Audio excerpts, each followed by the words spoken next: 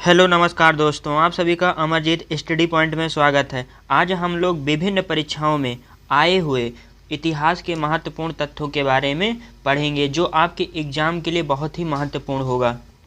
वह लिपियां जिनका प्रयोग पाकिस्तान और अफगानिस्तान से प्राप्त अशोक के शिलालेखों से हुआ है, खरोष्ठी और अरामाइक लिपि। वह इतिहासकार जिसने हड़प्पा एवं मोहनजोदड़ो को एक विस्तृत साम्राज्य की जुड़वा राजधानी कहा है। पिगगट ने ऋग्वेद में उल्लेखित वह देवता जिसकी स्तुति में सबसे अधिक छंद लिखे गए हैं तो इंद्र देवता। कुषाण वंश का संस्थापक था कुजुल कडफिसेस।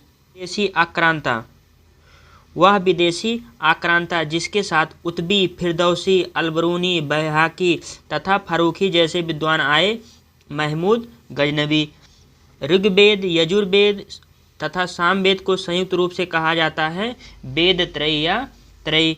बौद्ध संघ में सर्वप्रथम शामिल होने वाली स्त्री थी महाप्रजापति गौतमी। सम्राट हर्ष ने अपनी राजधानी थानेश्वर से स्थानांतरित की थी कन्नौज को।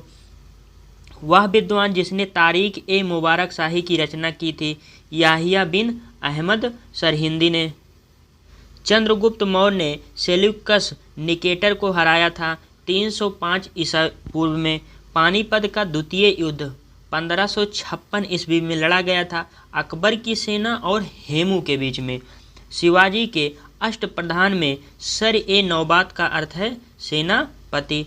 सूफी संतों के निवास स्थल को कहते हैं खानकाह।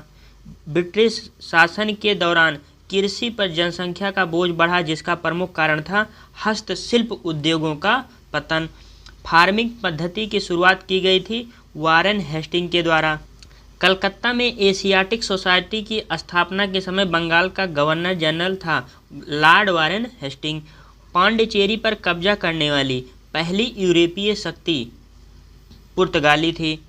All India trade union Congress के प्रथम अध्यक्ष थे लाला लाजपत राय। तिलक तथा एनी बेसेंट द्वारा बनाई गई होम रूल लीग को एक में मिलाया गया था 1918 में। भारत में गांधी जी का वह प्रथम सत्याग्रह आंदोलन जिसमें उन्होंने सविनय अवज्ञा का प्रयोग किया था चंपारण सत्याग्रह में।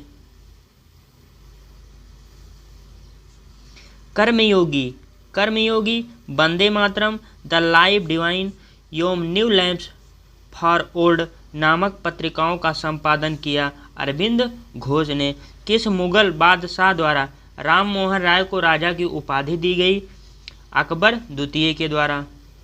लोक कला एवं संस्कृति से विभिन्न परीक्षाओं में आए हुए महत्वपूर्ण प्रश्नों को देखते हैं। सल्तनत काल में आरंभिक दौर में अलंकरण की संयुक्त विधि कहलाती थी अरबस्क। चित्रकला की वह शैली जिसके अंतर्गत रागमाला और रसिक प्रिया के विषयों पर निर्मित चित्र अत्यधिक प्रभावपूर्ण थे बीकानेर शैली। दक्षिण भारत का सर्वाधिक महत्वपूर्ण भित्ति चित्र है तमिलनाडु के तंजावुर में। पहाड़ियों पर सबसे अधिक मधुबनी पेंटिंग बनाने का श्रेय जाता है महासुंदरी देवी को। शास्त्रीय संगीत पर प्रसिद्ध रचना राधा गोविंद संगीत सार के रचयिता थे सवाई प्रताप सिंह। अकबर द्वारा दीन ए इलाही की स्थापना की गई थी 1582 ईस्वी में। दक्षिण भारत का त्यौहार ओणम संबंधित है राजा महाबली से। भारत में प्रसिद्ध बौद्ध स्थल ताबो मठ अवस्थित है हिमाचल प्रदेश की स्पीति घाटी में। सर्वप्रथम ईरान के लोकवाद्य रबाब को भारतीय संगीत के अनुकूल प्रवर्धित कर सरोद नामक वाद्य यंत्र का आविष्कार किया था ग्वालियर के सोनिया वंगस घराना ने। बंगाल में आधुनिक वैष्णववाद जिसे गौड़ीय वैष्णव धर्म कहा जाता है का संस्थापक माना जाता है चैतन्य महाप्रभु को। हिंदुस्तानी शास्त्रीय संगीत की वह प्रसिद्ध गायन शैली जिसमें गायन के नियम निश्चित व अटल होते हैं ध्रुव पद, गिद्दा, मालवई गिद्दा, किकली तथा भांगड़ा लोक नृत्य हैं पंजाब के। मुगल काल में मीर सैयद अली और अब्दुस मद का संबंध था चित्रकारी से। चित्र बनाने की वह विधि जिसमें गीले व सूखे प्लास्टर पर चित्रकारी की जाती थी तथा जो अजंता गुफा चित्रों में बड़े पैमाने पर प्रयुक्त हुई। फ्रेस्को एवं टेम्पोरा विधि।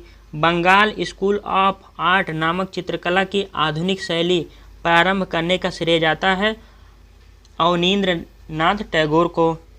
बाघ चित्रकला की गुफा संख्या 4 को कहा जाता है रंग महल।